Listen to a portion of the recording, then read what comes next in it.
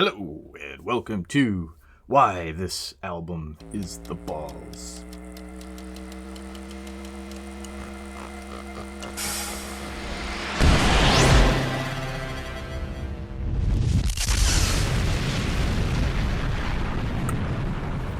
Yes, so here we have Martin Axelrod featuring Opeth for the Watershed album. So yes, we have Mr. Axelrod, and I imagine his ancestors were some badass Vikings with that name like that. We also have Frederick Ackerson, who is the new member, replacing the other Martin, I think. Okay, so we have Per Weiberg and Martin Mendez still, and of course Mr. Eckerfeld. We have a guest on this album, Natalie Lorix, who was Axelrod's girlfriend at the time. And we also include oboes, flutes, violins, and cellos in this album. So a very musically oriented album. So this is really, I think, the opening track to this really sets the stage for the overall feeling of this entire album. It comes in beautiful, and it just it leaves you kind of speechless for the rest. So with that, we have Coil, the number one track. And now, in previous albums, when Ackerfeld uses these compressed style vocals, it seems he is speaking through maybe third person or kind of speaking to a spiritual side. But it's interesting the way he switches back and forth from compressed vocals as opposed to open and airy vocals. So we begin with that, and it's kind of a saddy kind of style acoustic, but then it gets much more intense. Yet very simple chords, but very intimate vocals and a great bass line. When I get out of here, when I leave you behind, I found that the years passed us by. The vocals change back to that distant compression after the second half of this song, when speaking of running through the fields of sorrow, which I thought was interesting. It kind of gives you that third-person view. And then such an amazing performance vocally by Natalie.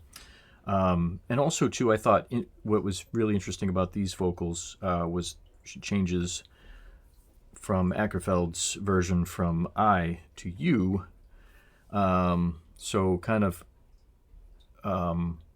taking the blame, I guess, of some sort. When you get out of here, when you leave me behind, you find that the years passed us by. So it's a really emotional piece, and Natalie and Ackerfeld really pull it off, giving you that sense of emotion to the song. And at the end, as Opeth does love to do, is take a sad song and make it something that's a little crazy. So we have this kind of storm brewing at the end of this tune, leading into Heir Apparent.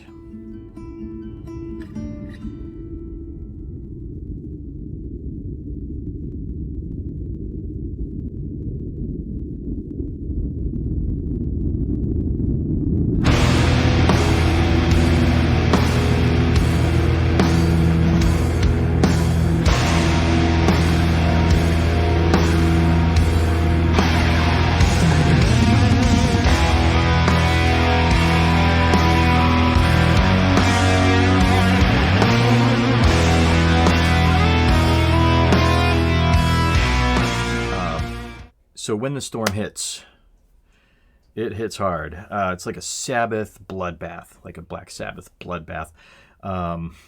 which is, they've got a couple really good Sabbath riffs in this album, but this one was pretty badass. So Mr. Weiberg gives us kind of an eerie intro, and then we get back into the heavy chords.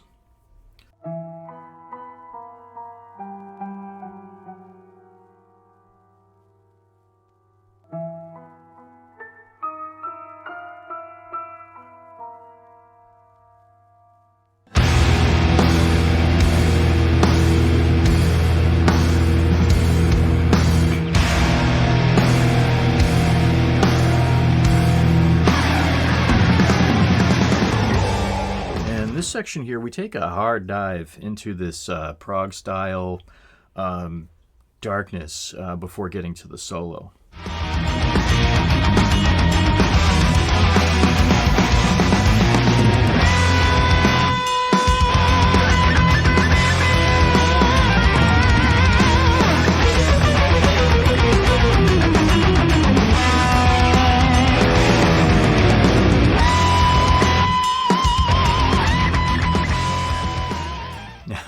After that solo, we slide into an acoustic piece with the flute, and it reminds me kind of like the Dark Ages. You have castles and kings and queens, and you have that corner guitar guy, singing in the hallways of these big, stone places. So the acoustics are really kind of distant, but the sounds fade off into the distance, which I thought was really cool.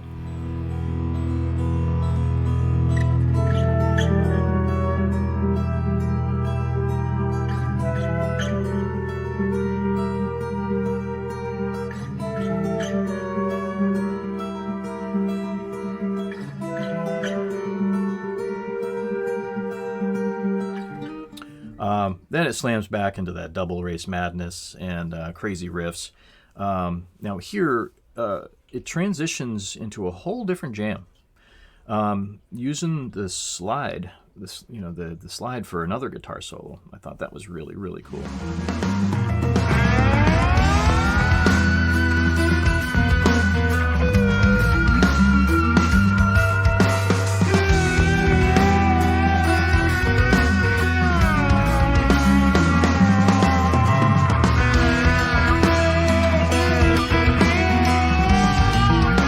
This rhythm continues to the end with a horrific tone.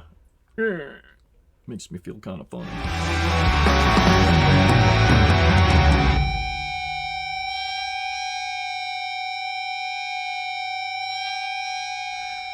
Then we have the Lotus Eater.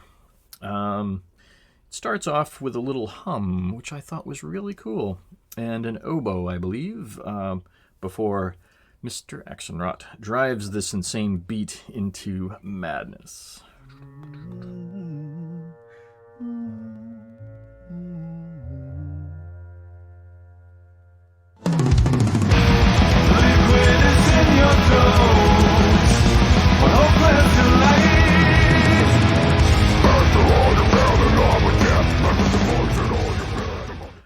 This section here, Mr. Weiberg gives such an ambient tone before this really cool effect fades into the rhythm.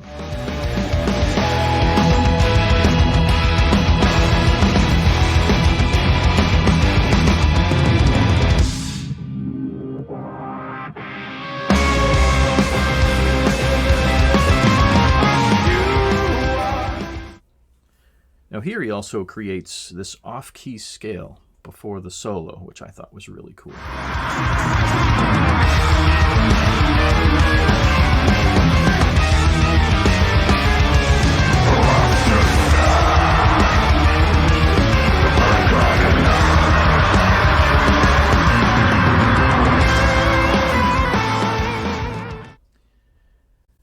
This part here, the solo fades into this amazing kind of like ghostly fade off into a funky, jazzy jam style, very unlike the rest of the theme of the song. So it was like, wait, what are you doing? But, it's interesting.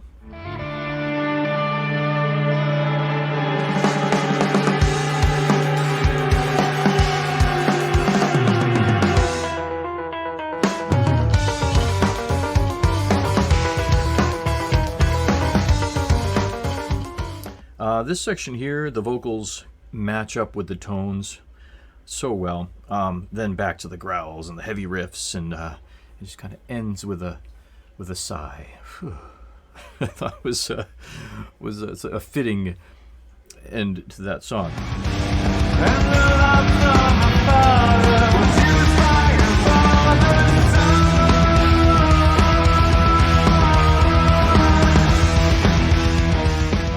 Now, Burden begins with a very sad, mellow key tone with the violins and these longer guitar notes, and often to a nice slow beat with these great bass tones and these great soft vocals.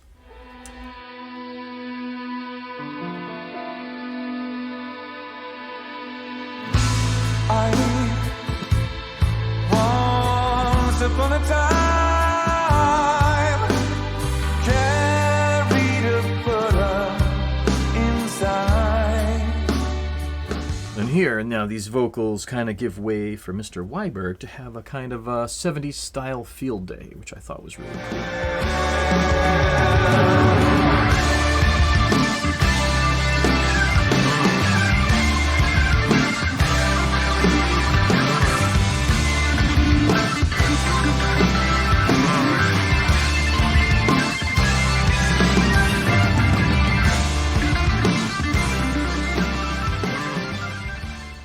Now this part here, we take a ride into a kind of a Gilmore, Pink Floyd-y style solo. I thought it was just beautiful.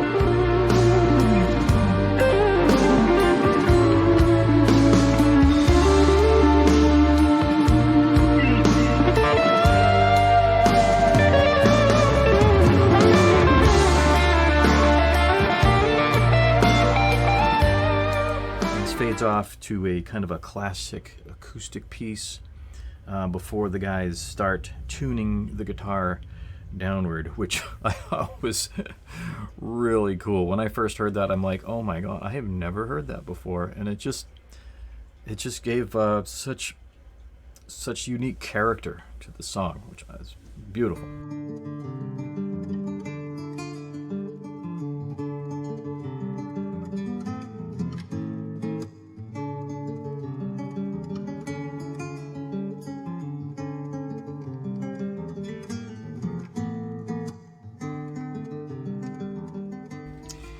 Then Porcelain Heart, number 5. This song opens with very slow and heavy Sabbath-style riffs before getting into another kind of a piano and acoustic piece with soft vocals. I lost all I had that April day. I turned to my friends. I wrote down the name and read it twice. I wallowed in shame. Now but it gets back into the main riff of the song with Axelrod pulling off a Danny Carey here, which I thought was awesome.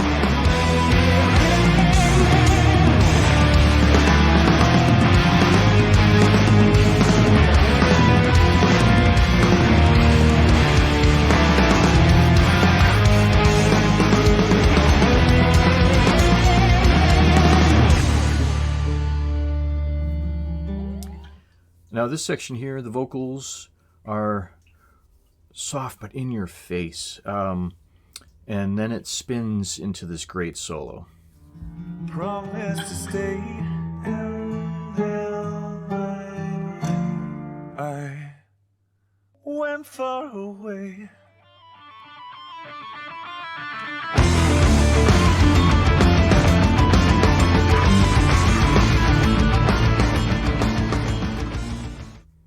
Now, this section here I thought was just beautifully spoken words, and I believe it's an oboe. Just an amazing visual piece, and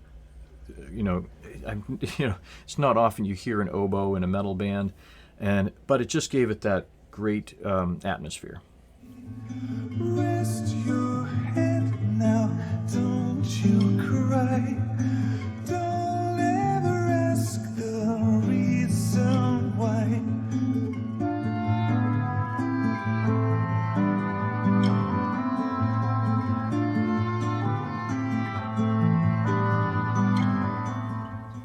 Now this next tune, Hessian Peel. When it's an 11-minute song, you're going to know it's filled with a lot of different stuff. So it comes in with these long bass notes and faded acoustics. And at a certain point, the acoustics kind of had like a little Western style, which I thought was really cool.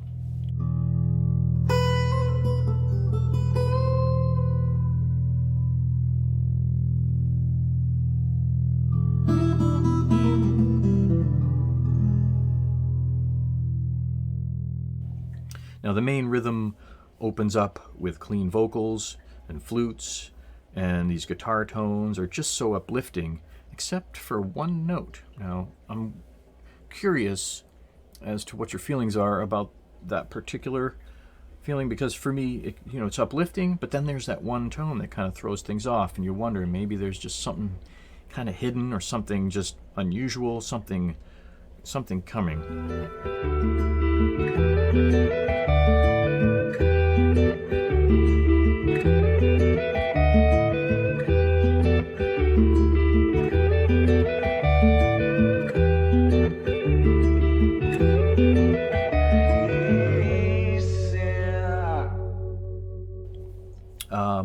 We take just a nice journey into this acoustic medley kind of jam land before hitting this amazing riff before going back to the acoustic journey again.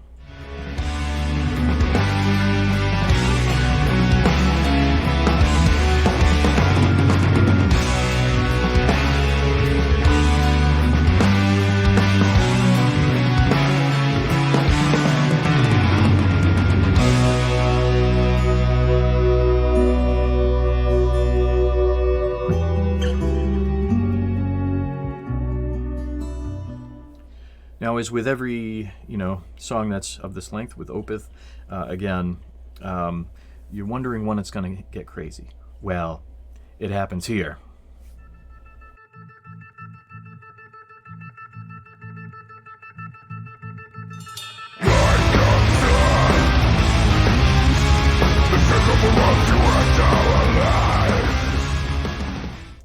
And again, here.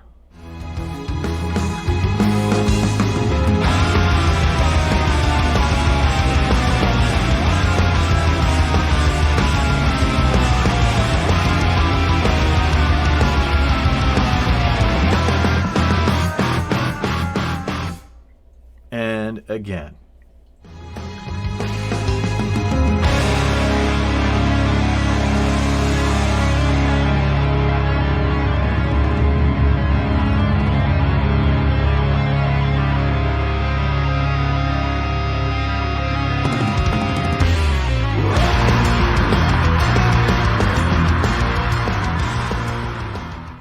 So, some crazy moments.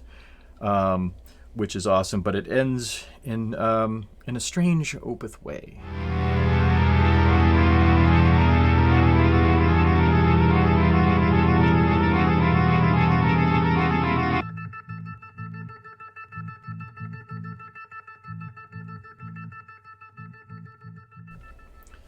Such an interesting song, filled with so many pleasurable moments and craziness, and it's just a goddamn great song. Now we get to Hex Omega, which I thought it's just an epic riff-style intro to this song. Just so... The keys in this are just giving you this ambient height in the ceiling with the bass drops, and it's just such a... It fades from these epic riffs, it fades off into such a cool and soft ride.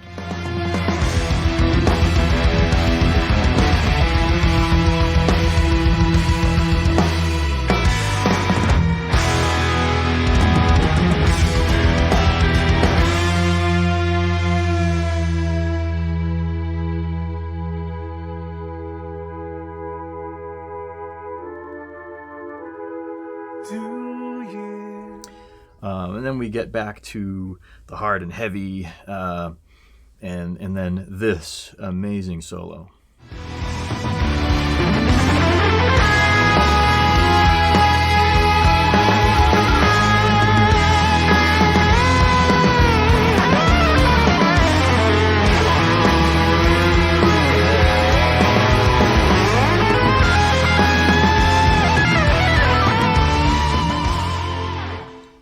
this heavy riff with all the drum fills. Just love the way that they have a certain measure and a certain amount of time to get what you want into that section, and then Action Rot just does it beautifully, putting in all these nice little drum fills.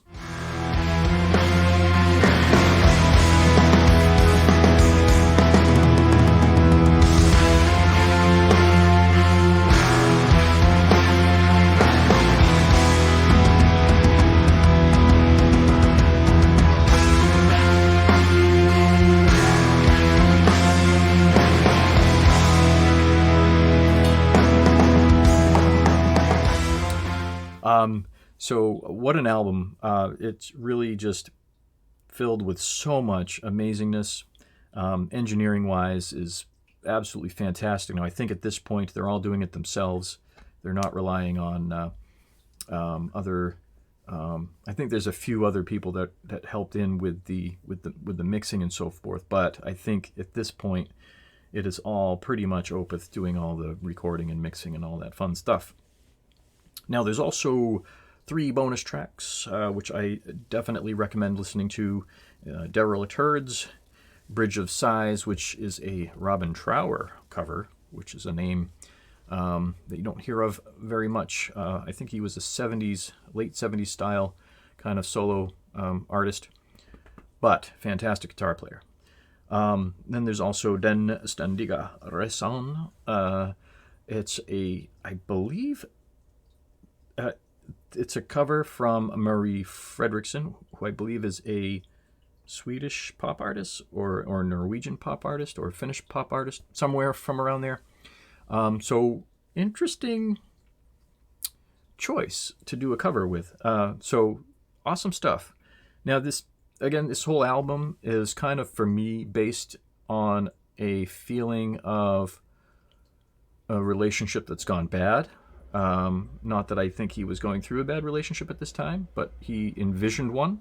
And with the first song, Coil, just really hit the spot when it comes to the emotional side of loss and kind of bewilderment. And then you get to kind of in the second and third song, which kind of gives you some anger and just chaos and the unknowingness of what is about to happen. And then you get back into some, okay, maybe I'm doing okay now, time has passed, but you just keep thinking about that person. You just can't get it out of your brain, and you wonder what could be different if things got back together and so forth. And there's a lot of back and forth. There's a lot of emotional output surrounding relationship. I think that's my opinion on this whole album, is really based on a relationship that you wish didn't end the way it did, and you wish things could continue in a better way or something of that nature. So yeah, if you've ever been through a bad relationship, this album fits the cake mold, encompassing all those emotions and all the things that you go through. So awesome stuff. And I'm super impressed with Action Rot taking over the slot. Another Martin. So he is amazing, and he's only going to get better throughout the next couple albums. So awesome. And Fredrik Åkesson is